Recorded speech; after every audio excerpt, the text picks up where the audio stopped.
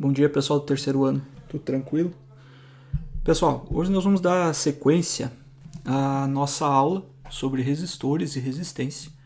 E eu vou dar uma revisada, inclusive, na primeira lei de Ohm, mostrar um gráfico ali para vocês terem uma noção de como que expressa a primeira lei de Ohm em gráfico e também a segunda lei de Ohm.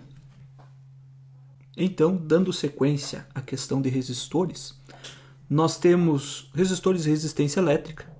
Como vocês já devem ter percebido na outra aula, eu já falei para vocês sobre essa questão de resistores, que também é conhecido como receptores resistivos. A denominação de um resistor, a principal função dele, dentro de um circuito elétrico, é converter a energia elétrica em energia térmica ou limitar a intensidade da corrente que passa nos componentes de um circuito.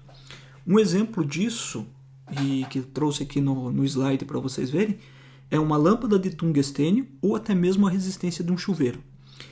Equipamentos que funcionam com resistência, onde a principal função é converter energia elétrica em energia térmica, vocês têm, além do chuveiro, vocês têm ferro de passar, torneira elétrica, chapinha para cabelo, tá? Então esses são alguns exemplos de equipamentos que trabalham com resistência elétrica, ou como é denominado, se chamam receptores resistivos ou apenas resistor.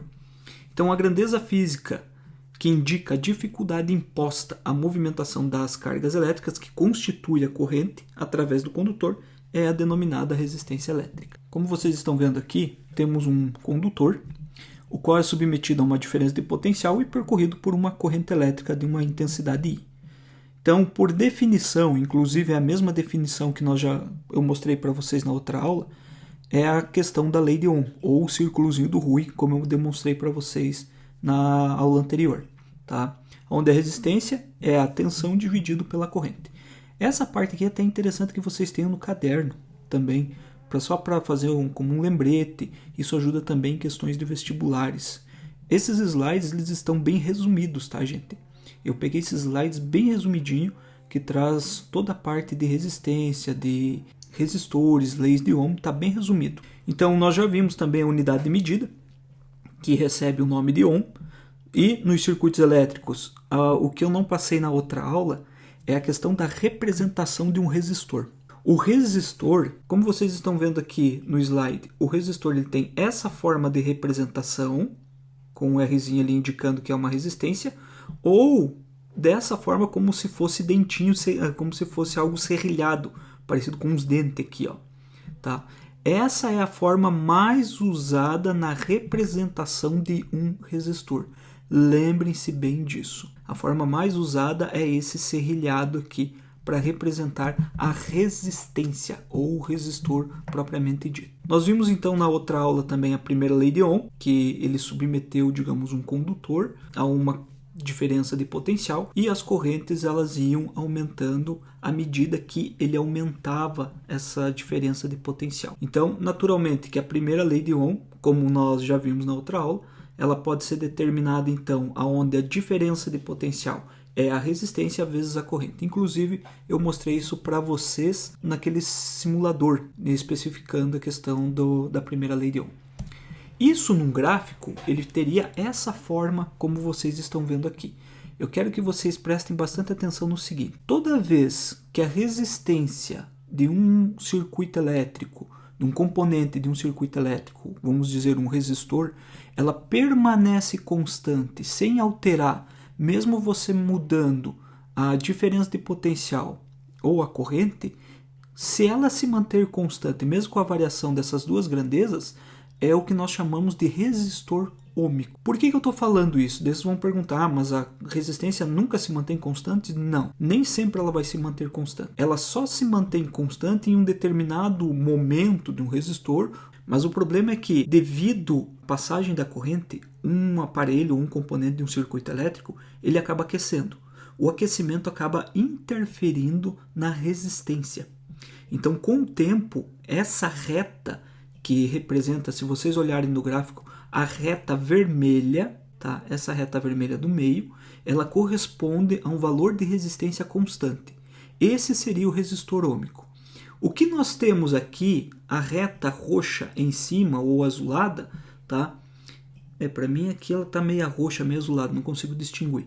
Mas ela representa uma variação da resistência com a corrente. E a mesma coisa também aqui, ó, essa curvinha verde aqui embaixo, essa linha verde, ela está também representando uma variação da resistência de acordo com a variação da corrente. Então, sempre lembrar, resistor ôhmico, um resistor ôhmico, a resistência ela é constante, mesmo com a variação de corrente ou da diferença de potencial.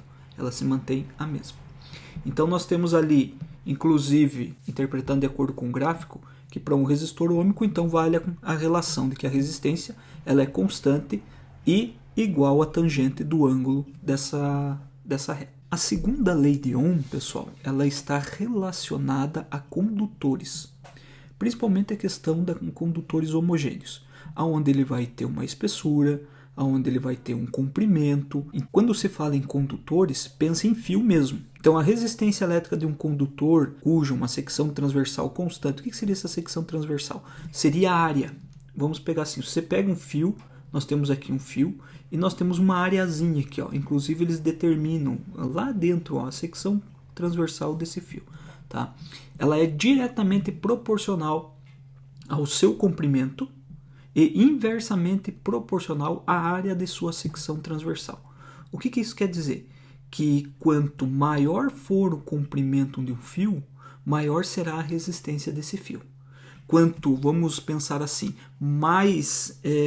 quanto maior for o diâmetro desse fio, menor será a resistência desse fio.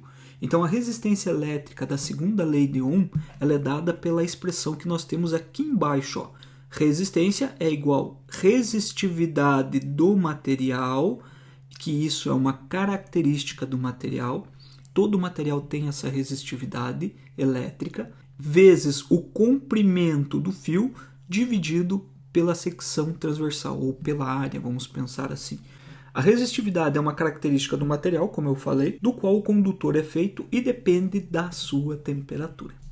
Por isso que eu disse anteriormente que dependendo da temperatura, e inclusive nesse caso dependendo também do material, nós vamos ter diferentes valores de resistência, tá? Então a segunda lei de Ohm, ela especifica bem isso. Ela traz essa questão da resistividade, do tipo do material, o que acontece se a temperatura desse material aumenta, vai influenciar na resistência e assim por diante, certo?